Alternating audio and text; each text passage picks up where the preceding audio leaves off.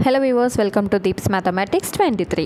So இந்த வீடியோவில் Group 4 and Group 2க்கு புது சிலபஸ் படி இருக்கக்கூடிய தமிழ் இருக்கு இல்லைங்களா, யூனிட் 1 இலக்கணம் 25 கேள்விகள் கேட்க போகிறதா நம்ம கொடுத்துருக்காங்க இல்லைங்களா, அதில் இருக்கக்கூடிய வேர்ச்சொல் அறிதல், அதில் இருக்க வினைமுற்றுனா என்ன, வினையச்சம்னா என்ன, வினையாளனின் பெயர்னா என்ன, பெயரச்சம் பெயர் சொல்னா என்ன, வினை சொல்னா என்ன அப்படிங்கிறது தான் ஃபுல்லாக நம்ம இந்த வீடியோவில் தெரிஞ்சுக்க போகிறோம். ஸோ அது எல்லாத்துக்குமான வேர் டு ஸ்டடி தான் இங்கே நம்ம காமிச்சிட்ருக்கோம். ஸோ நீங்கள் நம்மளோட பேட்சில் ஜாயின் பண்ணியிருந்தீங்க அப்படின்னா இந்த வேர் டு ஸ்டடி உங்களுக்கு ஸ்ட்ரெயிட்டாக பேட்ச்லேயே இருக்கும். ஓகேங்களா? ஸோ இன்னும் வந்து ஜாயின் பண்ணலாமா வேணாமான்னு யோசிச்சுட்ருக்கீங்க அப்படின்னா கண்டிப்பாக மறக்காமல் ஜாயின் பண்ணிடுங்க. ஸோ இப்போ வந்து உங்களுக்கு வேர்ச்சொல்லுக்கான ஹேண்ட் ரிட்டன் மெட்டீரியலும் நான் காட்டுறேன். ஸோ உங்களுக்கு புக்கில் இருக்கிறது, புக்கில் இல்லாதது, எக்ஸ்ட்ரா டேட்டாஸ் எல்லாமே இங்கே வந்து நம்ம கவர் பண்ணி எழுதி கொடுத்துருப்போம். இப்போ வேர்ச்சொல் வந்து வேணும் அப்படின்னா நீங்கள் இந்த ஒரு பிடிஎஃப் நீங்கள் படிச்சிங்கனாலே போதும். மொத்தமாக பார்த்தீங்கன்னா ஒரு 220 வேர்ச்சொல் வந்து இங்கே நம்ம எழுதி கொடுத்துருப்போம். ஓகேங்களா? ஸோ இது போக புக்கில் இருக்கக்கூடிய அனைத்து விஷயங்களுமே உங்களுக்கு ஒரே மெட்டீரியலாகவும் நம்ம ரெடி பண்ணி கொடுத்துருப்போம். இப்போ வேர்ச்சொல் அறிதல் அப்படிங்கிறதுல வேர்ச்சொல்ல இருந்து வினைமுற்று, வினையச்சம், வினையாளனின் பேர் வந்து கற்றுக்கணுன்றது சிலபஸில் கொடுத்துருந்தாங்க இல்லைங்களா, அது ஸ்கூல் புக்கில் எங்கெங்கே இருக்குங்கிறத நம்ம பார்த்துருவோமா. ஸோ இதுக்கான வேர் டு ஸ்டடி தான் ஃபஸ்ட் நம்ம என்ன பண்ணோம், உங்களுக்கு அந்த ஒரு சாம்பிள் மாதிரி காமிச்சோம் இல்லைங்களா, அதுலேருந்து இப்போ நம்ம புக்கில் எங்கெங்கே இருக்கோ அதெல்லாம் வந்து படிக்க போகிறோம். இப்போது வேர்ச்சொல் அப்படிங்கிறது இங்கே என்ன கொடுத்துருக்காங்க, நட, எழுது, ஓடு, சிரி, பிடி, இறங்குன்னு இருக்கா. ஆனால் இங்கே ஃபுல்லாக வந்து காலம்னு கொடுத்துருக்காங்க. ஆனால் நமக்கு வினையாளனின் பெயர், வினைமுற்று இந்த மாதிரி தான் நாங்கள் கண்டுபிடிக்க சொன்னாங்க அப்படின்னா இந்த பாக்ஸ் ஆக்சுவலாக நமக்கு யூனிட் 3ல் வந்து யூஸ் ஆகும். ஏன்னா காலம் அப்படிங்கிறது கவர் ஆகிறது. ஆனால் இங்கே நம்ம ஏன் பார்க்குறோன்னா, இப்போ நடந்தால் அப்படின்னா அதோட வேர்ச்சொல் நட அப்படிங்கிறத தெரிஞ்சுக்கலாம் அப்படிங்கிறதுக்காக இங்கே பார்க்குறோம். இப்போ எழுதுங்கிறது எழுதினான் இருந்துச்சுன்னா எழுது, ஓடினான் இருந்துச்சுன்னா ஓடு, சிரித்தான் அப்படின்னா அதோட வேர்ச்சொல் சிரி, பிடித்தான்னா பிடி, இறங்கினான்னா இறங்கு. ஸோ இதெல்லாம் வேர்ச்சொல் அப்படிங்கிறத நம்ம ஜஸ்ட் தெரிஞ்சுக்கலாம். ஓகேங்களா? அடுத்து இங்கே பாருங்களேன், வேர்ச்சொல்லை வந்து அதாவது இந்த வினைமுற்றிலிருந்து இதை வேர்ச்சொல் கண்டுபிடின்னு வந்து சொல்லியிருக்காங்க. அப்போ என்ன தெரிஞ்சுக்கணும், நம்ம இங்கே இருக்கக்கூடிய வார்த்தைகள் எல்லாமே வினைமுற்று, இந்த வினைமுற்றுக்கான வேர்ச்சொல் தான் இங்கே நம்ம எழுத போகிறோம் அப்படிங்கிறத தெரிஞ்சுக்கணும். நடக்கிறதுனா நட, போனான் அப்படின்னா போ. இங்கே இருக்கக்கூடிய அனைத்துக்குமே வந்து நம்ம பிடிஎஃப் காமிச்சோம் இல்லைங்களா, ஹேண்ட் ரிட்டன் எல்லாமே அதுக்கான ஆன்சர் வந்து அங்கே இருக்கும். ஓகேங்களா? ஸோ நீங்கள் இங்கே படிச்சுக்கிட்டாலும் ஓகே தான், அந்த ஹேண்ட் ரிட்டன் பிடிஎஃபை முழுமையாக நீங்கள் படித்தாலும் ஓகே தான். சென்றனர் அப்படின்னா என்ன வரணும், செல். உறங்கினால் அப்படின்னா உறங்கு. வாலிய அப்படின்னா என்ன வரணும், வால். ஓகேங்களா? இப்போ அடுத்து இங்கே பேசினால் அப்படின்னா என்னதுங்க, பேசு. வருக அப்படின்னா வா. தருகின்றனர் அப்படின்னா வேர்ச்சொல் வந்து தா. பயின்றால் அப்படின்னா வேர்ச்சொல் வந்து பயில். கேட்டார் அப்படின்னா வேர்ச்சொல் வந்து கேள். இது எல்லாமே உங்களுக்கு அங்கே நாங்கள் ஹேண்ட் ரிட்டன்லேயே நம்ம கொடுத்துருப்போம். சரி, இப்போ என்ன நம்ம தெரிஞ்சுக்கிட்டோம், வினைமுற்றிலிருந்து வேர்ச்சொல் எப்படி எழுதணும்னு தெரிஞ்சுக்கிட்டோம். நமக்கு ப்ரீவியஸ் கொஷின்ஸ்லாம் எடுத்து பார்த்திங்கன்னா இந்த வேர்ச்சொல்லிருந்து எப்படி வினைமுற்றை கண்டுபிடிங்க, அப்போ கண்டுபிடிச்சி சொல்லுங்கிற மாதிரிலாம் கொடுத்துருப்பாங்க. அப்போ நட அப்படிங்கிற ஒரு வேர்ச்சொல்லை கொடுத்துட்டு இதோட வினைமுற்று சொல்லுங்க அப்படின்னா நம்ம எதங்க செலக்ட் பண்ணணும், நடக்கிறது அப்படிங்கிறத செலக்ட் பண்ணணும். ஓகேவா? அப்போது இங்கே ரெண்டு விதமாக வந்து நம்ம படிக்கணும். வினைமுற்றிலிருந்து வேர்ச்சொல் என்னன்னு படிக்கணும். இப்போ அடுத்து இங்கே கேள் அப்படின்னு இருக்குது. அப்போ இந்த கேளுக்கு வந்து வினைமுற்று என்னவாக இருக்கும், கேட்டார் அப்படிங்கிறதையும் நம்ம படிக்கணும். சரியா? ஸோ இந்த மாதிரி மட்டுமே படிக்காமல் நம்ம இப்படியும் வந்து படிக்கணும். ஒருவேளை வேர்ச்சொல்லை கொடுத்துட்டு வினைமுற்று கேட்டாங்கன்னா இதோட பதில் என்னங்கிறதையும் நம்ம கற்றுக்கணும். சரிங்களா? இந்த 10மே பார்த்திங்கன்னா அத்தனை தடவை நமக்கு ரிப்பீட்டட். ஸோ இந்த 10ல் இருந்தே தான் நமக்கு வேர்ச்சொல்லை கொடுத்து வினைமுற்று சொல்லுங்கன்னு நமக்கு கேட்டிருக்காங்க. ஓகேங்களா? ஸோ மறக்காமல் இந்த டைப்லையும் நீங்கள் படித்து வச்சுக்கணும். ஸோ அடுத்து வந்து பாருங்கள், அடிசொல் கூட எழுத்துக்களை சேர்த்து புதிய சொற்களை உருவாக்குகன்னு கொடுத்துருக்காங்க. ஆனால் இங்கே நம்ம என்ன தெரிஞ்சுக்கணும்னா இது எல்லாமே வேர்ச்சொல். இப்போ பார், செய், தெளி, படி இது எல்லாமே வேர்ச்சொல் அப்படிங்கிற ஒரு விஷயத்தை மட்டும் கவனமாக பாருங்கள். அது மட்டும் போதுமானது. இங்கே வேறு எதுவும் நீங்கள் தெரிஞ்சுக்க தேவையில்லை. ஸோ அடுத்து வந்தீங்கன்னா 9ஆம் வகுப்பு முதல் இயலில் இருக்கக்கூடியது வேர்ச்சொற்களை வைத்து சொற்றொடர்களை உருவாக்குக. நம்ம வந்து ஸ்டேட்மெண்ட்டோ சென்டென்ஸ்லாம் உருவாக்க வேணாம், நான் சொல்கிற விஷயத்தை மட்டும் தெரிஞ்சுக்கோங்க. தா அப்படிங்கிறது என்னதுங்க, வேர்ச்சொல் நமக்கு தெரியும். இவங்க என்ன கொடுத்துருக்காங்க, உடன்பாட்டு வினைத்தொடராக மாற்று அப்படின்னு இருக்காங்க. ஸோ உடன்பாட்டு வினைத்தொடராக மாற்றணும்னா இந்த தா அப்படிங்கிறது தந்தேன், நானாக உடன்பட்டு தான் கொடுத்தேன் அப்படிங்கிற மாதிரி வரணும். அப்போ தாங்கிறது எப்படி மாறும், தந்தேன் அப்படின்னு மாறும். பிறவினை தொடர் அப்படிங்கிறது நமக்கு யூனிட் 3ல் தான் வந்து வரும். இருந்தாலும் நம்ம இங்கே வந்து தெரிஞ்சுக்கலாம். சரிங்களா? இப்போ தா அப்படின்னா பிறவினை தொடரில் தருவித்தேன். இப்போது செய்வினை அப்படின்னு வந்துச்சுன்னா வச்சுக்கோங்களேன், நானாக தான் அந்த வேலையை செஞ்சுருப்பேன். பிறவினைனா இன்னொருத்தவங்க சொல்லி அதை நான் செஞ்சுருப்பேன். அப்போ தான் அப்படிங்கிறது பிறவினை எப்படி மாறும், தருவித்தேன். ஒருத்தவங்க சொன்னனால நான் கொடுக்க வேண்டியதாக போயிடுச்சு, அதுதான் என்னது தருவித்தேன் அப்படிங்கிறது வரும். சரிங்களா? இப்போ கேள் அப்படிங்கிறத வினா தொடராக மாற்று அப்படின்னா கேட்டாயா அப்படிங்கிறத நம்ம மாற்றலாம். கொடு அப்படிங்கிறத செய்தி தொடராக மாற்று அப்படின்னா நீ அதை கொடு. ஸோ ஒரு ஸ்டேட்மெண்ட்டாக சொல்லக்கூடியது. இதே கட்டளை தொடர்னா எப்படிங்க அப்படின்னா நீ கொடு, அவ்வளோதான். இதான் ரெண்டே வார்த்தையில் தான் சொல்லுவேன், கொடுத்துரு அப்படிங்கிறது. ஓகேங்களா. பார் அப்படிங்கிறத செய்வினையா எப்படி வந்து சொல்லலாம், பார்த்தான் அப்படின்னு சொல்லலாம். அவனா பார்த்தான். செயற்பாட்டு வினைனா பார்க்கப்பட்டான். ஓகேங்களா. பிறவினை தொடர்னா பார்க்க செய்தான் அப்படின்னு வந்து வரும். சரிங்களா. இதில் நீங்கள் மேஜராக என்ன தெரிஞ்சுக்கணும் அப்படின்னா, அந்த தந்தான் அப்படின்னா தா அப்படிங்கிறது வேர்ச்சொல், கேட்டான் கேள் அப்படிங்கிறது வேர்ச்சொல், கொடுத்தான்னா கொடு, பார்த்தான் பார், அவ்வளோதான். இதுக்கெல்லாம் வேர்ச்சொல் அப்படிங்கிறத மட்டும் தெரிஞ்சுக்கோங்க. ஓகேங்களா. பட் இருந்தாலும் இங்கே நமக்கு புக் பேக்கில் இருக்கனால நம்ம இதெல்லாம் பார்த்துக்கலாம். ஓகேங்களா. ஸோ அடுத்து இந்த பேஜில் நமக்கு எது தேவை அப்படின்னு வந்து பார்த்திங்கன்னா, இது எல்லாமே இங்கே கொடுத்துருக்கக்கூடிய வார்த்தைகள் எல்லாமே வேர்ச்சொல். இந்த தா, கான், பெரு, நீந்து, பாடு, கொடு, இது எல்லாமே என்னென்னு பார்த்திங்கன்னா வேர்ச்சொற்கள். இதை யூஸ் பண்ணி வினை முற்றுகளாக மாற்றி நம்ம என்ன பண்ணலான்னா ப்ராக்டிஸ் பண்ணி பார்க்கலாம். ஸோ இது எப்படி வினை முற்றா மாற்றலாம்னா, தா அப்படின்னா தந்தான், கான் அப்படின்னா கண்டான், கண்டான்றதுக்கு வேர்ச்சொல் வந்து கான் அப்படிங்கிறதா. அப்போ இங்கே ப்ராக்டிஸ் பண்ணும்போது தான் நமக்கு அது தெரியுது இல்லைங்களா. சரி, பெற்றான் அப்படிங்கிறத பெரு, நீந்தினான் நீந்து, பாடினான் பாடு, கொடுத்தான் கொடு. அப்போ இந்த மாதிரி வந்து என்ன பண்ணலாம், வினைமுற்றுலேருந்து வேர்ச்சொல்லும் ப்ராக்டிஸ் பண்ணலாம், வேர்ச்சொல்லேருந்து வினைமுற்றும் நம்ம ப்ராக்டிஸ் பண்ணிக்கலாம். அவ்வளோதான். ஓகேங்களா. ஸோ அடுத்து வந்தீங்க அப்படின்னா, வேர்ச்சொற்களை எடுத்துக்காட்டில் உள்ளவாறு தொடர்களாக மாற்றுக. இப்போ வா அப்படிங்கிறது என்னென்ன மாதிரிலாம் மாற்றிருக்காங்கன்னா, வினைமுற்று, பெயரெச்சம், வினையச்சம், வினையாளனின் பெயர், இந்த மாதிரி 4 வகையாக மாற்றிருக்காங்க. நமக்கு இந்த ஸ்டேட்மெண்ட்லாம் வேணாம், அந்த பர்டிகுலர் வார்த்தையை மட்டும் நம்ம ஃபோக்கஸ் பண்ணிக்கலாம். இப்போ வா அப்படிங்கிறத என்னவா மாற்றிருக்காங்க, வந்தால். ஒரு விஷயம் கம்ப்ளீட் ஆகிருக்கு, அந்த கம்ப்ளீட் ஆகிறது தான் என்னதுங்க, வினை முற்று. அப்போ வாங்கிறது வந்தால் அப்படின்னு முடிஞ்சிருக்கு. பெயரெச்சம்னா என்னதுங்க, பெயரெச்சம்ங்கிறது ஒரு வார்த்தை முடியும் போது அந்த லாஸ்ட் எழுத்தை பிரித்து பார்த்தா நமக்கு ஆ அப்படின்னு வந்துச்சுன்னா அது பெயரெச்சம். இதே ஈ அல்லது ஊன்னு வந்துச்சுன்னா அது வினையச்சம். சரிங்களா. வந்தவர், போனவர், அந்த மாதிரி அர் அப்படின்னு சொல்லி முடிஞ்சிச்சுன்னா அது வினையாளனையும் பெயர். ஓகேவா.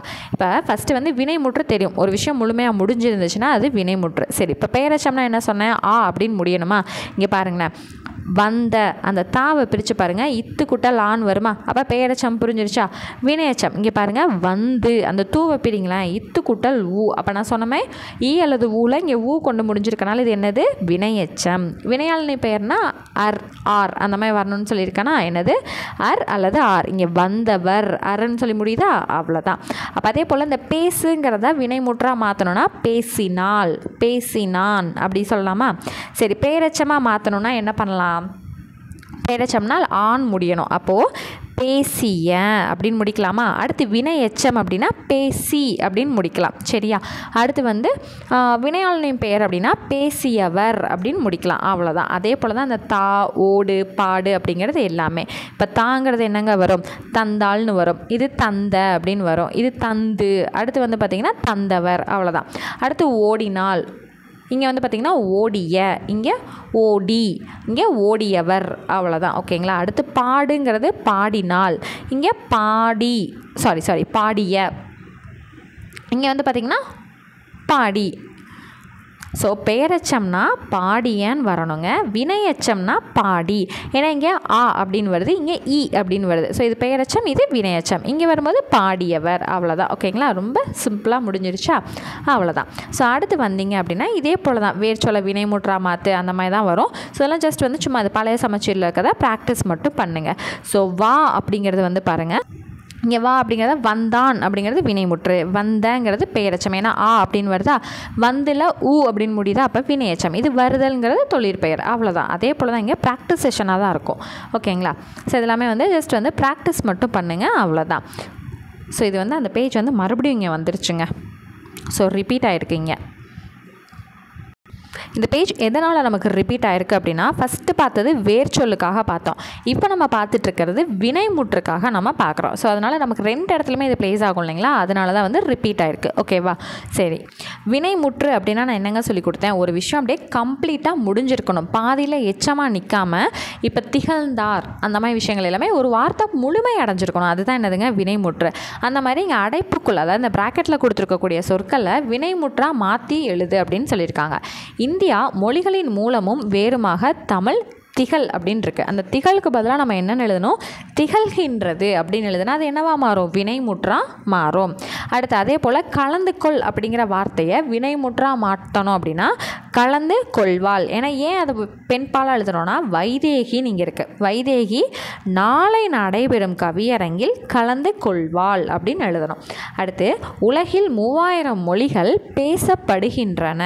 அடுத்து குழந்தைகள் அனைவரும் சுற்றுலா சென்றார்கள். அடுத்து தவறுகளை திருத்தினான். அவ்வளோதான். இதெல்லாம் தான் என்னதுங்க, வினை முற்று. ஓகேவா? ஸோ அடுத்து வந்து இது வந்து பார்த்திங்கன்னா இந்த ஓடு அப்படிங்கிறது பேரச்சமாக வரணும்னா லாஸ்ட்டில் ஆ அப்படிங்கிற ஓசையோட முடியணும். அப்போ ஓடிய. வினையச்சமாக வரணும்னா ஓடி. ஓகேங்களா? இது 2 மட்டும் நம்ம தெரிஞ்சுக்கிட்டால் போதும். இந்த 2 இது வந்து நமக்கு தேவையில்லை. இது வந்து நமக்கு 3வது யூனிட் தொடர் அப்படிங்கிறதுல நமக்கு தேவைப்படும். இப்போ நமக்கு இது 2 தான் தேவை. சரிங்களா? இப்போ அடுத்தது வந்து பார்த்திங்கன்னா இந்த சொல் அப்படிங்கிறது நம்ம எப்படி மாற்றணும், சொல்லிய அப்படின்னு மாற்றினா நமக்கு பேரச்ச தொடரில் வரும். சொல்லி அப்படின்னு வந்துச்சு அப்படின்னா இங்கே வினையச்சமாக வந்து மாறும். அவ்வளோதான். தா அப்படிங்கிறது தந்த அப்படின்னு வந்தால் பேரச்சம், தந்து அப்படின்னா வினையச்சம். இங்கே பார் அப்படிங்கிறது வந்து பார்த்த அப்படின்னு வந்தால் பேரச்சம், பார்த்து அப்படின்னா வினையச்சம். வா அப்படிங்கிறது வந்த அப்படின்னா பேரச்சம், வந்து அப்படின்னா வினையச்சம். அவ்வளோதான். ஓகேங்களா? ஸோ இப்போ உங்களுக்கே வந்து மேக்ஸிமம் ஒரு ஐடியா வந்து கிடச்சிருக்கும். ஓகேங்களா? ஸோ அடுத்தது வந்து பார்த்திங்கன்னா வினைமுற்றை வினையாளனையும் பெயராக மாற்றி தொடர்களை இணைத்து எழுதுக. ஸோ இது வந்து நமக்கு 2 இடத்துல கவர் ஆகுங்க. ஒன்று வினைமுற்றுங்கிற போர்ஷன்லையும் நம்ம பார்க்கலாம், இன்னொன்று வினையாளனையுங்கிற போர்ஷன்லையும் நம்ம பார்க்கலாம். ஓகேங்களா? ஸோ இது வந்து பார்த்திங்கன்னா கலையரங்கத்தில் எனக்காக காத்திருக்கிறார், அவரை அழைத்து வாருங்கள். ஸோ காத்திருக்கிறாருங்கிறது என்னதுங்க, வினைமுற்று. இதை வினையாளனையுமாக நம்ம மாற்றணும். அது மட்டும் இல்லாமல் இந்த 2 எழுத்தையும், அதாவது இந்த 2 வார்த்தையும் இணைச்சு ஒரே சொற்றொடராகவும் நம்ம மாற்றணும். ஓகேங்களா? இந்த ஃபுல் ஸ்டாப் இருந்துச்சுன்னா தான் 2 ஸ்டேட்மெண்ட். இந்த ஃபுல் ஸ்டாப்பை எடுத்துட்டோம் அப்படின்னா என்னதுங்க, ஒரே ஸ்டேட்மெண்ட். அப்போ இந்த 2 வார்த்தையும் வந்து இணைக்கணும் இல்லைங்களா? அப்போது அந்த இடத்துல என்ன போடலான்னா காத்திருக்கிறவரை. ஓகேங்களா? ஸோ கலையரங்கத்தில் எனக்காக காத்திருக்கிறவரை அழைத்து வாருங்கள் அப்படின்னு எழுதணும். சரிங்களா? அவ்வளோதான், முடிஞ்சிருச்சு. அடுத்து ஊட்டமிகு உணவு உண்டார், அவர் நீண்ட வாழ்நாள் பெற்றார். இது எப்படி இணைச்சு வந்து வினையாளனின் பெயராகவும் மாற்றலாம், ஒரே சொற்றொடராகவும் கொண்டு வரலாம் அப்படின்னா ஊட்டமிகு உணவு உண்டவர் நீண்ட வாழ்நாள் பெற்றார். சரிங்களா? உண்டவர். ஓகேவா? எப்படி உண்டவர். அவ்வளோதான். ஓகேவா? அடுத்து 3வது நேற்று என்னை சந்தித்தார், அவர் என் நண்பர் அப்படின்னா நேற்று என்னை சந்தித்தவர் என் நண்பர். ஓகேங்களா? இந்த 2 இணைச்சாச்சு, ஃபுல் ஸ்டாப்பையும் தூக்கியாச்சு. அது வினையாளனின் பெயராகவும் மாறிடுச்சு. ஓகேங்களா? அடுத்து பொது அறிவு நூல்களை தேடி படித்தார், போட்டித் தேர்வில் வென்றார். அப்போ பொது அறிவு நூல்களை தேடி படித்தவர் போட்டித் தேர்வில் வென்றார். அவ்வளோதான், முடிஞ்சிச்சா? ஓகே. அடுத்து வந்து பார்த்திங்கன்னா ஸோ நம்ம முன்னாடி இருந்து பார்த்துக்கிட்டே இருக்க தான் பழைய சமச்சீர் புக்கில் என்ன கொடுத்துருக்காங்கன்னா அந்த வினைமுற்றை வந்து என்னவா மாற்ற சொல்லியிருக்காங்க. இங்கே வினைமுற்றாக கொண்டு வாங்க, அதே இதை பெயரச்சம், இங்கே வினையச்சம்னு போட சொல்லியிருக்காங்க. படித்தான் அப்படின்னா வினைமுற்று, இங்கே வந்து படித்த அப்படின்னா அது பெயரச்சம், இங்கே படித்துங்கிறது வினையச்சம், இங்கே வந்துன்னு இருக்கு. அப்போ இது என்னதுங்க, வந்தவர் இல்லை வந்தான் அந்த மாதிரி போட்டால் அது வினைமுற்று. கண்டான்னா இங்கே வந்து என்ன வரணும், கண்ட அப்படின்னா பெயரச்சமாக இருக்கும், இது கண்டு. இங்கே கேட்ட அப்படின்னு இருக்கு, அப்போ இங்கே கேட்டுன்னு போட்டால் வினையச்சம், அப்போ இங்கே கேட்டான் அப்படின்னு போட்டோன்னா அது என்னது, வினை முற்று. அவ்வளோதான். ஓகேங்களா? ஸோ இப்போ ப்ராக்டிஸ் பண்ண இது ரொம்பவே சிம்பிளாக மாறுது இல்லைங்களா? அவ்வளோதான். இப்போ அடுத்து வந்து பார்த்திங்கன்னா இங்கே இருக்கக்கூடிய பேராகிராஃபில் வினைமுற்று வார்த்தையை எடுத்தெழுது, பெயரச்ச வார்த்தையை எடுத்தெழுது, வினையச்ச வார்த்தையை எடுத்தெழுதுன்னு சும்மா வந்து ப்ராக்டிஸ் செஷனுக்காக தான். இப்போ துள்ளி அப்படின்னு எடுத்திங்கன்னா அது வினையச்சம். சரியா? இப்போ அடுத்து அன்றைய அப்படின்னு எடுத்தோன்னா அது பெயரச்சம். இந்த மாதிரி சும்மா வந்து ப்ராக்டிஸ் செஷன் தான் இது. ஓகேங்களா? அடுத்து வந்தோம் அப்படின்னா வினை சொல், வினையச்சம், வினைமுற்று, பெயரச்சங்கள் அது பற்றின டீட்டெயில்டு எக்ஸ்ப்ளனேஷனை வந்து நம்ம தெரிஞ்சுக்கலாம். ஸோ நமக்கு சிலபஸ் வைஸ் வந்து அந்த மாதிரி கொடுக்கல, பட் இருந்தாலும் அது என்ன ஏதுங்கிறத நம்ம தெரிஞ்சுக்கலாம். ஓகேங்களா? சரிங்க. இப்போ வந்து பாருங்களேன், பெயர் சொல் வந்து நமக்கு சிலபஸில் இருக்குது. ஸோ பெயர் சொல் அப்படின்னா என்னதுங்க, ஒரு பெயரை குறிக்கக்கூடிய சொல் தான் வந்து பெயர் சொல். சரியா?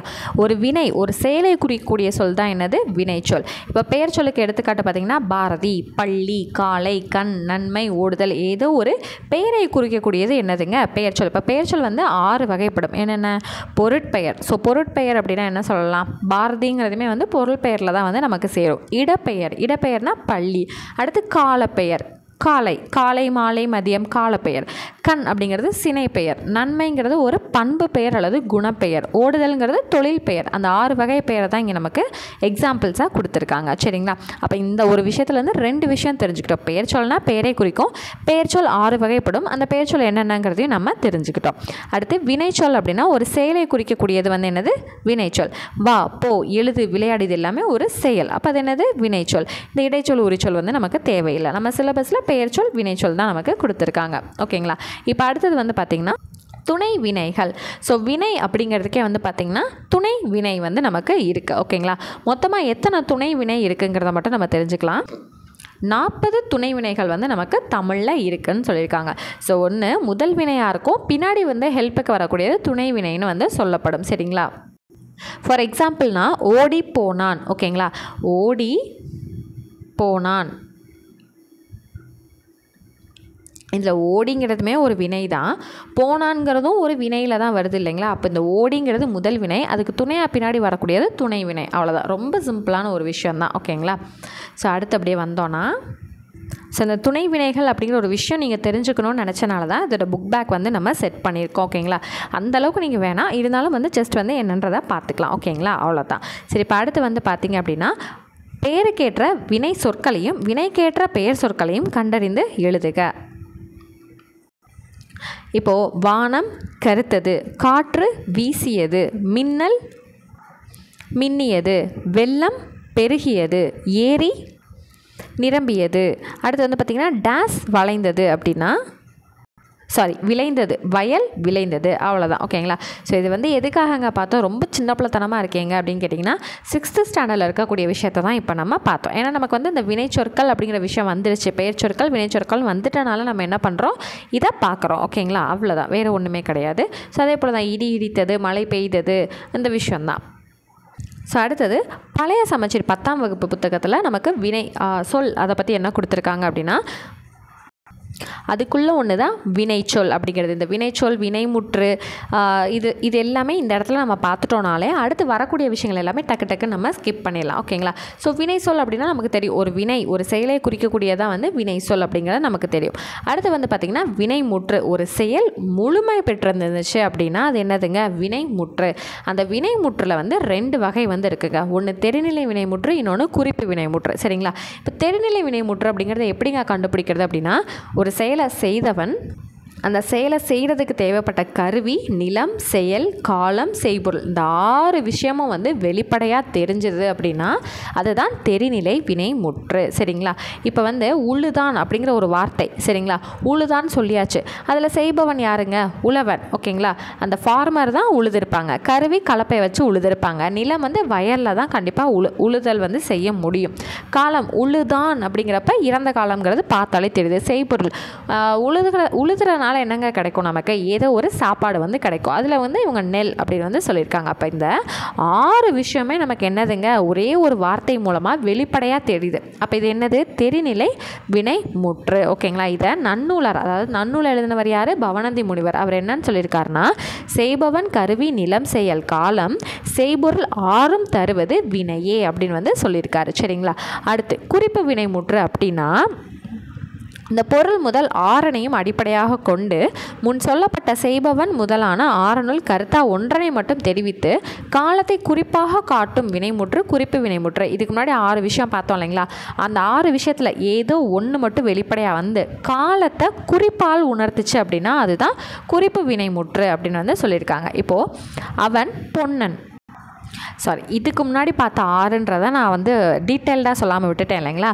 நம்ம இந்த பொருட்பெயரில் பார்த்தோம் இல்லைங்களா? 6, அதாவது அந்த பெயர் சொல்ல 6 வகை இருக்குது. பொருட்பெயர், இடப்பெயர், காலப்பெயர், சினை பெயர், குணப்பெயர் அல்லது பண்பு பெயர், தொழில் பெயர்னு சொல்லிட்டு 6 விஷயம் பார்த்தோம் இல்லைங்களா?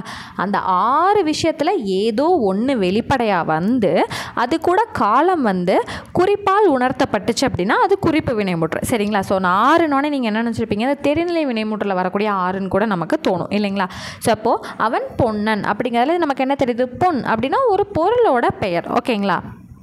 அப்போ அடுத்து விழுப்புரத்தான், சித்திரையான், கண்ணன், நல்லன், உழவன், இதே எக்ஸாம்பிள்ஸ் தான் நமக்கு எங்கேயும் வந்திருக்கும்னு பார்த்தீங்கன்னா புது சமச்சீர் புத்தகத்துலையுமே நமக்கு வந்திருக்கும். ஸோ இந்த மாதிரி வார்த்தைகள் எல்லாமே என்னதுங்க, குறிப்பு வினைமுற்று. ஸோ இதை நன்னூலர், அதாவது பவணந்தி முனிவர் நன்னூல் என்னன்னு சொல்லியிருக்காரு, பொருள் முதல் ஆறினும் தோற்றி முன் ஆறுனுள் வினை முதல் மாத்திரை விளக்கல் வினை குறிப்பே அப்படின்னு வந்து மென்ஷன் பண்ணியிருக்காரு. சரியா? சரி, அதில் அந்த பொன்னன் அப்படிங்கிறதுல அது ஒரு பொருட்பெயர் அப்படிங்கிறத நம்ம பார்த்தோம். பொன்னை உடையவனாய் இருந்தான் அப்படிங்கிறப்ப அந்த இருந்தான் பாஸ்ட்டை வந்து உணர்த்தது இல்லையா, அதில் வந்து என்ன வருது, ஒரு காலமும் வந்து குறிப்பால் நம்மளால் உணர முடியுது. சரிங்களா? அவ்வளோதான். அடுத்து வந்தோம் அப்படின்னா எச்சம். எச்சம் அப்படின்னா ஒரு வார்த்தை வந்து முழுமையடையாமல் இருக்குங்க. ஸோ நம்ம பெயரெச்சம் வினையச்சம்க்கு என்ன பார்த்தோம், ஆவை கொண்டு முடிஞ்சால் பெயரெச்சம்னு சொல்லி கொடுத்தேன். ஊ அல்லது ஈயை கொண்டு முடிஞ்சுது அப்படின்னா அது வினையச்சம்னு சொல்லி கொடுத்தேன். அதை இப்போ ப்ராப்பராக கற்றுக்கலாமா? சரி, இப்போ வந்து பார்த்தீங்க அப்படின்னா ஒரு வார்த்தை முழுமை அடையாமல் இருக்குது அப்படின்னா அது என்ன சொல்லுவோம், எச்சம் அப்படின்னு வந்து சொல்லுவோம். சரிங்களா? இப்போ பேரெச்சம் அப்படிங்கிறதுல படித்த கயல்விழி, படித்த அப்போ ஆ அப்படிங்கிறதுல முடியுதுன்னா அது என்னது, பெயரெச்சம். அவ்வளோதான். ஓகேவா? முற்று பெறாத எச்ச வினைகளை கொண்டு நமக்கு முடிஞ்சிருக்கனால இது பெயரெச்சம்னு சொல்லப்படுது. ஸோ இது வந்து முக்காலத்தையும் வந்து உணர்த்தக்கூடியதாக இருக்கும். சரிங்களா? ஸோ அதை இறந்த கால பெயரெச்சம், நிகழ்கால பெயரெச்சம், எதிர்கால பெயரெச்சம் அப்படிங்கிறது நமக்கு வருது. சரிங்களா? ஸோ இந்த பெயரெச்சத்துலேயுமே நமக்கு தெரிநிலை பெயரெச்சம், குறிப்பு பெயரெச்சம்னு சொல்லிட்டு 2 வகையாக இருக்குது. சரிங்களா? தெரிநிலை பெயரெச்சம் அப்படின்னா ஒரு செயலையும் அதோட காலத்தையும் நமக்கு வெளிப்படையாக காட்டுச்சு அப்படின்னா அதுதான் தெரிநிலை பெயரெச்சம். இங்கே என்ன கொடுத்துருக்காங்க, வந்த பையன். ஸோ வந்த அப்படிங்கிறது ஒரு செயலை வந்து நமக்கு மென்ஷன் பண்ணுது. அவன் ஒருத்தன் வந்திருக்கான் அப்படிங்கிறது, வந்த அப்படிங்கிறத மென்ஷன் பண்ணுது. அவனோட காலத்தையும் நமக்கு மென்ஷன் பண்ணுது இல்லைங்களா? ஸோ அந்த பையன் அப்படிங்கிறது என்னதுங்க, ஒரு பெயர் இல்லையா, பொருட்பெயர் தான் பையன்கிறத குறிப்பா. அப்போ அதையும் வச்சு நம்ம என்ன சொல்லலாம், தெரிநிலை பெயரெச்சம். ஸோ இந்த வந்த அப்படிங்கிற வார்த்தையில் நமக்கு அந்த செயல் காலம் இரண்டையுமே குறித்து அது பெயரெச்சத்தை கொண்டு முடியுது. பெயரை கொண்டு முடிகிறதுனால அதை நம்ம என்னன்னு சொல்கிறோம், பெயரெச்சம். இதே எனக்குள்ளேயே ஏதோ ஒரு வினையை கொண்டு முடிஞ்சிருந்துச்சுன்னா அது என்னவா முடிஞ்சிருக்கும், வினையச்சமாக நமக்கு முடிஞ்சு போயிருக்கும். சரி, இப்போ அடுத்து வந்து பார்த்திங்க அப்படின்னா குறிப்பு பெயரெச்சம் அப்படின்னா ஒரு செயலோட பண்பை மட்டும்தான் உணர்த்தும். சரிங்களா? அந்த பண்பை மட்டும் உணர்த்தி காலத்தையோ செயலையோ உணர்த்தாமல் ஒரு பெயரை கொண்டு முடிஞ்சுது அப்படின்னா அது குறிப்பு பெயரெச்சம். நல்லா கவனிச்சுக்கோங்க. குறிப்பு பெயரெச்சம் அப்படின்னா ஒரு செயலையோ இல்லை அதோட காலம் டைமையோ உணர்த்தாமல் அந்த வேலையோட ஒரு பண்பை மட்டும்தான் உணர்த்தியிருக்கோம். அந்த பண்பை உணர்த்திட்டு ஒரு பெயர் சொல்ல கொண்டு அது முடியும் போது அது என்னன்னு சொல்லப்படுது, குறிப்பு பெயரெச்சம். ஸோ இப்போ இங்கே உங்களுக்கு தெளிவாக புரிஞ்சிருக்கும். தெரிநிலை பெயரெச்சம் அப்படின்னா காலத்தையும் அதோட செயலையும் உணர்த்தி ஒரு பெயரோட பொருளை கொண்டு முடிஞ்சுது அப்படின்னா தெரிநிலை பெயரெச்சம். குறிப்பு பெயரெச்சம்னா என்னது, ஒரு பண்பை மட்டும் உணர்த்தி ஒரு பெயர் சொல்ல கொண்டு முடிஞ்சுது அப்படின்னா குறிப்பு பெயரெச்சம். ஸோ இப்போ நல்ல பையன், இது வந்து ஒரு பெயரை கொண்டு தான் முடிஞ்சிருக்கு. நல்ல அப்படிங்கிறது என்னென்னா ஒரு பையன் இருக்கான், அவனோட பண்பு, அவன் ஒரு நல்ல பையன்க அப்படின்னு சொல்லிட்டு அவனோட பண்பை மட்டும்தான் உணர்த்திருக்கு. ஆனால் அவனோட செயலையோ காலத்தையோ எதையுமே உணர்த்தலை.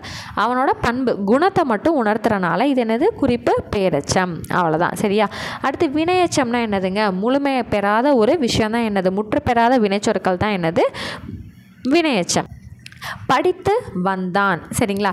இப்போ அந்த படித்து அப்படிங்கிறது என்னதுங்க, ஒரு முடிவு பெறாத வினை சொல். அது வந்து வினை எச்சத்தை கொண்டு வினை முற்று. வந்தான் அப்படிங்கிறது என்னது, ஒரு முழுமை அடைந்த சொல். சரியா? ஃபுல்ஃபில் ஆகிருக்கு. அப்போ அந்த ஃபுல்ஃபில் ஆனதை நம்ம என்ன சொல்லுவோம், வினை முற்றுன்னு நம்ம சொல்லுவோம். படித்து அப்படிங்கிறது என்னது, ஒரு வினை எச்சம், முழுமை அடையலை. சரியா? அப்போ அந்த படித்து வந்தான் அப்படிங்கிறது நம்மளோட வினை எச்சம். இப்போ பாட கேட்டான், கேட்டான்ங்கிறது வந்து ஒரு முழுமை அடைந்த சொல், அது வினை முற்று. அப்போ அந்த வினை முற்றுக்கு முன்னாடி ஒரு செயலை கொண்டு முடிஞ்சிருக்கு, செயலை கொண்டு வந்து பின்னாடி வினை முற்று இருக்கிறனால அது என்னது, வினை எச்சம். அவ்வளோதான். ஓகேங்களா? இப்போ அதுலேயே தெரிநிலை வினை எச்சம், இது நம்ம தெரிநிலை பெயரெச்சம் பார்த்தோம் இல்லைங்களா, காலத்தையும் செயலையும் வெளிப்படையாக காமிச்சு ஒரு பெயர் சொல்ல கொண்டு முடிஞ்சுது அப்படின்னா தெரிநிலை பெயரெச்சமா. அதே போல் இங்கே காலத்தையும் செயலையும் வெளிப்படையாக காமிச்சு ஒரு வினை பொருளை கொண்டு முடிஞ்சுதுன்னா அது தெரிநிலை வினை எச்சம். அவ்வளோதான். இப்போ படித்து தேறினான், படிக்க செல்கின்றான். இப்போ வந்து பார்த்திங்கன்னா என்ன செயல் அப்படிங்கிறது நமக்கு தெரிஞ்சிருச்சு, அதோட காலமும் நமக்கு தெரியுது. அப்போ இது செல்கின்றான் அப்படிங்கிற அதோட வினை பொருளையும் நமக்கு கொண்டு முடிகிறனால இங்கே என்ன வந்திருக்கு, தெரிநிலை வினையெச்சம் அப்படின்னு வந்திருக்கு. இதே குறிப்பு வினையெச்சம்னா என்னதுங்க, ஒரு பண்பை மட்டும் நமக்கு உணர்த்திட்டு ஏதோ ஒரு வினை பொருளை கொண்டு முடிஞ்சிருச்சுன்னா அது என்னது, குறிப்பு வினையெச்சம். அப்போ ஒருத்தன் பேசுகிறான், எப்படி பேசுகிறான், மெல்ல பேசினான் அப்படிங்கிற அதோட பண்பை உணர்த்துறனால அந்த பேசி அப்படிங்கிற ஒரு வினை பொருள் வந்து பின்னாடி வரனால இது என்னது, குறிப்பு வினை எச்சம். அவ்வளோதான். ஓகேங்களா. ஸோ இதுதான் நம்மளை தெரிஞ்சுக்க சொல்லியிருந்தாங்க. ஸோ மொத்தமாக எங்கெங்கே இருக்கோ அது எல்லாத்தையும் ஒரே இடத்துல தெரிஞ்சாச்சு. இதுக்கப்புறம் என்னென்ன வருதுங்கிறதையும் நம்ம பார்க்கலாம்.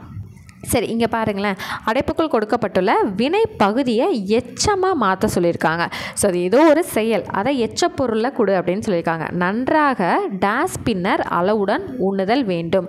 இந்த பசின்னு இருக்கா, இதை நம்ம எப்படி எழுதலாம், பசித்த. ஓகேங்களா. நன்றாக பசித்த பின்னர் அளவுடன் உண்ணுதல் வேண்டும். இப்போ பசித்த அப்படிங்கிறது என்னதுங்க, அந்த தாவை பிரிச்சிங்கன்னா இத்து குட்டல் ஆள முடியும் போது இது என்னது, பெயரெச்சம். அப்போ எச்ச பொருளை நம்ம கொடுத்துட்டோமா, அவங்க வினையச்சத்தில் கொடுக்கணும்லாம் சொல்லவே கிடையாது. ஒரு வினை பகுதி, ஒரு செயல் வந்து கொடுத்துருக்கோம், அதை ஒரு எச்சமாக மாற்றாது. வினையச்சமாக இருக்கலாம், பெயரெச்சமாக இருக்கலாம். அப்போ பசித்த ஒரு பெயரெச்சத்தை இங்கே கொடுத்துட்டோம். அடுத்து தமிழர் நிலத்தினை ஐவகையாக பிரித்து வாழ்ந்தார்கள். அப்போ பிரித்து அப்படிங்கிறப்ப அங்கே என்ன வருது, இங்கே வரும் வினையச்சத்தை நம்ம கொடுத்துட்டோம். அவ்வளோதான். ஓகேங்களா. ஸோ அடுத்து வந்தோம் அப்படின்னா வினைமுற்று பெயரெச்சம் வினையச்சம். இது ஆல்ரெடி நம்ம இப்போ தான் டீட்டெயில்டாக பார்த்தோம் இல்லைங்களா. ஸோ அதனால் இது நமக்கு தேவையில்லை. ஸோ இங்கே வந்து பாருங்களேன், படித்தான் அப்படிங்கிறத இங்கே படித்த, இங்கே படித்து. இது ஆல்ரெடி நம்ம ப்ராக்டிஸ் பண்ணோன்னு நினைக்கிறேன். இங்கே வந்தால் வந்துன்ருக்கு, இது வினைமுற்றா எப்படி வரும், வந்தால். இங்கே கண்டான்னா கண்ட கண்டு. இங்கே கேட்டன் இருக்குது, அப்போ இங்கே கேட்டான். இங்கே வந்து வினையச்சமில் எப்படி வரும், கேட்டு அப்படின்னு வரும். அவ்வளோதான். ஸோ பார்த்தீங்களா, ஃபுல்லாக எந்த இடத்துல பார்த்தாலும் படித்தான், கண்டான், வந்தான், கேட்டான், இதே மட்டும்தான் வந்துட்டுருக்கு இல்லைங்களா. அவ்வளோதான். ஸோ இது ஆல்ரெடி நம்ம பார்த்துட்டோங்க எக்ஸாக்டாக. ஓகே, இது மறுபடியும் வந்து வேறு ஒரு இடத்துல கவர் ஆகிறனால நம்ம எடுத்து கொடுத்துருக்கோம். அவ்வளோதான். ஓகேவா. சரி, இங்கே என்ன சொல்லியிருக்காங்க, பெயரச்ச வினைச்ச சொற்களை எடுத்து எழுதுன்னு கேட்டிருக்காங்க. ஓகேவா. கேட்காத அப்படின்னா பெயரச்சம். அடுத்து வந்து பார்த்திங்கன்னா குடி அப்படின்னா வினையச்சம். இந்த மாதிரி இந்த சொற்களை மட்டும் பிரித்து எழுதி ப்ராக்டிஸ் பண்ணி பாருங்கள். ஸோ இப்போ வினைமுற்று நமக்கு ஆல்ரெடி தெரியும், பழைய சமச்சீர்லேயே நம்ம 10th புக்கில் படிச்சிட்டோம். தெரிநிலை வினைமுற்றுனா என்னன்னு தெரியும், குறிப்பு வினைமுற்றுனாலும் நமக்கு என்னன்னு தெரியும். அடுத்து பார்த்திங்கன்னா ஏவல் வினைமுற்று வியங்கோல் வினைமுற்றுன்னு இருக்குது. ஏவல் வினைமுற்று அப்படின்னா ஒரு செயலை செய்யுமாறு கட்டளையிடுறது. ஓகேங்களா. அதுதான் என்னது, ஏவல் வினைமுற்று. வியங்கோல் வினைமுற்றுனா ஒன்றுமே இல்லை, உங்களுக்கு முடியக்கூடிய வார்த்தைகள் வந்து கா, இய, இயர், அல் அப்படிங்கிற பொருள், அதாவது அந்த லாஸ்ட்டில் அந்த ப்ரொனன்சியேஷனில் நமக்கு முடியும். வாழ்க கால முடியுதா, ஒளிக கால முடியுது. வால் இயர், இது எப்படி முடியுது, இயர் அப்படின்னு முடியுது. வாரல் அல் அப்படிங்கிற ப்ரொனன்சியேஷனில் முடியுதா. இதெல்லாம் தான் என்னது, வியங்கோல் வினைமுற்று. இது எல்லாத்துலேயுமே நமக்கு என்ன வரும் அப்படின்னு பார்த்தீங்கன்னா வாழ்த்துதல், வைதல், விதித்தல், வேண்டுதல்ங்கிற பொருள்லையும் வரும். இரு திணைகளும் நமக்கு வரும், 5 பால்களும் வரும், 3 இடங்கள்லையும் நமக்கு வரும். ஓகேங்களா. இதுதான் நமக்கு ரொம்ப முக்கியமான விஷயம். சரியா. ஸோ அடுத்து வந்தீங்க அப்படின்னா எச்சம். எச்சமில் நமக்கு என்ன தெரியும், பெயரச்சமும் தெரியும். அந்த பெயரச்சத்தோட தெரிநிலை பெயரச்சம்னா என்னன்னு தெரியும், குறிப்பு பெயரச்சம்னாலும் நமக்கு என்னன்னு தெரியும். வினையச்சம்னா என்னன்னு தெரியும், தெரிநிலை வினையச்சம்னா என்னன்னு தெரியும், குறிப்பு வினையச்சம்னாலும் என்னன்னு தெரியும். ஸோ இது எல்லாமே தானே இப்போ நம்ம படிச்சுட்டு வந்தோம். ஓகேங்க. அடுத்து வந்தீங்க அப்படின்னா வினை பகுதிகளை எச்சங்களாகவும் முற்றாகவும் மாற்றுக அப்படின்னு வந்து நமக்கு கொடுத்துருக்காங்க. பூங்கொடி நேற்று பள்ளிக்கு என்ன சொல்லணும், நேற்று அப்படிங்கிறனால இந்த செல் அப்படிங்கிறத நம்ம இறந்த காலத்தில் நம்ம சொல்லணும். அதுவும் எச்சமாக வந்து வர மாதிரி நம்ம பண்ணணும். அப்படி இல்லை அப்படின்னா முற்றா வந்து முடிஞ்ச மாதிரி வந்து நம்ம சொல்லணும். ஓகேங்களா. இப்போது இந்த செல் அப்படிங்கிறது எச்சமாக வந்து நம்ம எப்படி சொல்ல முடியும், செல்ல அப்படிங்கிறத நம்ம சொல்ல முடியும், இல்லை செல்லு அப்படின்னு சொல்ல முடியும். பூங்கொடி நேற்று பள்ளிக்கு செல்லு, செல்ல வருமா, வராது. அப்போ கண்டிப்பாக நம்ம எங்கே போய் ஆகணும், முற்றுக்கு தான் போகணும். அப்போ சென்றால் அப்படிங்கிறது நம்மளால் இங்கே என்ன பண்ண முடியும், ஃபில் பண்ண முடியும். ஸோ இவ்வளோ தான் யோசிக்கிறதுக்காக தான் நமக்கு இந்த மாதிரிலாம் வச்சுருக்காங்க. நமக்கு ஒன்று எச்சமாக மாற்றணும், இல்லை முற்றா மாற்றணும், அந்த டேஷ் வரக்கூடிய இடத்துக்கு தகுந்த மாதிரி நம்ம மாற்றணும். அப்போ பூங்கொடி நேற்று பள்ளிக்கு சென்றால் தன் தோழிகளை கண்டு மகிழ்ச்சியுடன் உரையாடினாள். ஓகேங்களா. ஸோ அந்த டேஷ் இருக்கக்கூடிய இடத்துக்கு தகுந்த மாதிரி மாற்றணும். இங்கே சென்றால், இங்கே கண்டு, இங்கே உரையாற்றினாள். ஓகேங்களா. அடுத்தது பின்னர் வங்கிக்கு போய் தான் கூடுதலாக செலுத்திய தொகையை திரும்ப பெற்று கொண்டு வந்தாள். இப்போ என்னென்ன சொன்னேன், பின்னர் வங்கிக்கு போய் தான் கூடுதலாக செலுத்திய தொகையை திரும்ப பெற்று கொண்டு வந்தாள். ஓகேவா. அடுத்தது வரும் வழியில் வீட்டுக்கு வேண்டிய பொருள்களை வாங்கி, சாரி இது வந்து வாங்கினாள் அப்படின்னு வந்து போடலாம் சரிங்களா. ஏன்னா ஃபுல் ஸ்டாப் வந்துருச்சு இல்லையா, வாங்கினாள். அடுத்து அங்கு நின்ற பேருந்தில் ஏறி வீடு திரும்பினாள். அவ்வளோதான் ஓகேங்களா. எங்கெங்கே எச்ச பொருளில் கொடுக்கணுமோ அங்கங்கே எச்ச பொருள் கொடுத்தோம். எங்கெங்கே முற்றா வந்து முடிவடைய செஞ்சோமோ அங்கெல்லாம் வந்து முடிவடைய வச்சாச்சு. சரி, ஆல்ரெடி பெயர் சொல்லணும் என்னன்னு சொல்லி கொடுத்துட்டேன் இல்லைங்களா. 6 வகை வந்து இருக்குது. பொருளை குறிக்கக்கூடியது பொருட்பெயர், இடத்தை குறிக்கக்கூடியது இடப்பெயர், காலத்தை குறிக்கக்கூடியது காலப்பெயர், சினைனா ஒரு உறுப்புகளை குறிக்கக்கூடியது சினைப்பெயர், பண்பு அல்லது குணத்தை குறிக்கக்கூடியது பண்பு பெயர், தொழிலை குறிக்கக்கூடியது தொழில் பெயர். அவ்வளோதான். இது ஆல்ரெடி நமக்கு தெரியும், நம்ம முன்னாடியே படிச்சுட்டோம் இல்லைங்களா. சரி, அடுத்து வந்தீங்க அப்படின்னா இங்கே வந்து பாருங்கள், அடிக்கோடிட்ட இடம்லாம் எந்த வகையான பெயர்கள்னு கேட்டிருக்காங்க. கைகள்னா சினை பெயர், அடைதல்னா தொழில் பெயர், தெருவில்னா இடப்பெயர், பாரதியார் பொருள் பெயர், மாலை வந்து காலப்பெயர், அன்புங்கிறது பண்பு பெயர். அவ்வளோதான் ஓகேங்களா. இதுக்கு அடுத்து இருக்கக்கூடிய நீங்களே வந்து ப்ராக்டிஸ் பண்ணலாம். ஸோ எவ்வகை பெயர் அப்படிங்கிறது அவ்வளோதாங்க. ஸோ இப்போ நம்ம என்னென்ன தெரிஞ்சுக்கிட்டோம் இந்த வீடியோவில். ஸோ வேர்ச்சொல்ல இருந்து வேர்ச்சொல்னால் என்னென்னு தெரிஞ்சுக்கிட்டோம். வேர்ச்சொல் வார்த்தைகள் என்னென்னங்கிறதுக்கான பிடிஎஃப்பும் நம்ம வந்து கொடுத்துட்டோம். அந்த வேர்ச்சொல்ல இருந்து வினைமுற்றா எப்படி மாற்றலாம், வினையச்சமாக எப்படி மாற்றலாம், வினையாளனையும் பெயராக எப்படி மாற்றலாம், பெயரச்சமாக எப்படி மாற்றலாம், வினையச்சமாக எப்படி மாற்றலாம், அடுத்து வந்து பார்த்திங்கன்னா தொழில் பெயராக எப்படி மாற்றலான்னு கூட நம்ம தெரிஞ்சுக்கிட்டோம். அடுத்து அந்த வினையச்சம்னா என்ன, வினைமுற்றுனா என்ன, அதில் இருக்கக்கூடிய தொழில் பெயர் வினைமுற்று அந்த மாதிரி வந்து பிரான்ச்சஸ் எல்லாமே தெரிஞ்சுக்கிட்டோம். வினையாளனையும் பெயரும் நம்ம வந்து தெரிஞ்சுக்கிட்டோம். வினைமுற்றும் நம்ம தெரிஞ்சுக்கிட்டோம். பெயரச்சம் வினையச்சம் எல்லாமே டீட்டெயில்டாக நம்ம தெரிஞ்சுக்கிட்டோம் ஓகேங்களா. இன்னும் நம்மக்கிட்ட வந்து என்ன பேலன்ஸ் இருக்குது அப்படின்னு பார்த்தீங்கன்னா, எழுத்துப்பிழை ஒற்றுப்பிழை இருக்குது. லாஸ்ட்டாக 2 வினைச்சொற்களின் வேறுபாடு இருக்குது. இன்னும் வந்து பார்த்திங்கன்னா எதிர்சொல் அயற்சொல் தமிழ்ச்சொல் இருக்குது.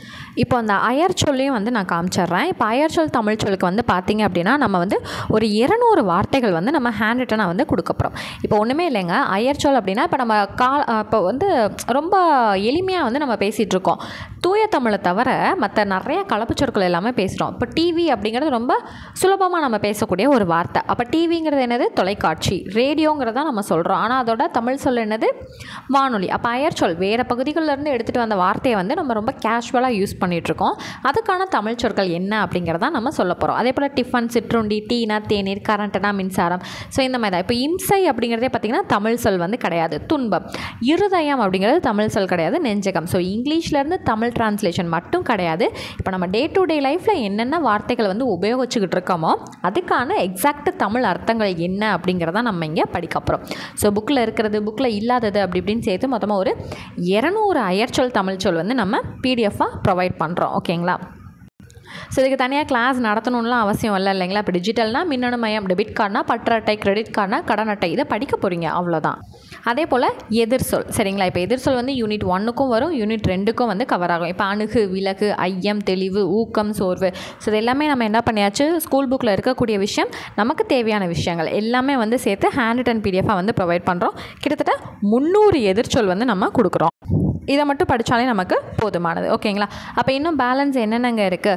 இப்போ வந்து அயற்சொல் தமிழ்ச்சொல்லும் நான் காமிச்சிட்டேன், எதிர்சொல்லும் சொல்லியாச்சு. மிச்சம் என்ன இருக்குன்னா எழுத்துப்பிழை ஒற்றுப்பிழை, 2 வினைச்சொற்களின் வேறுபாடு அறிதல். இன்னும் ஒரே ஒரு கிளாஸ் மட்டும் பார்த்துட்டோம் அப்படின்னா நமக்கு யூனிட் 1 ஃபுல்லாக கம்ப்ளீட் ஆகிடும்.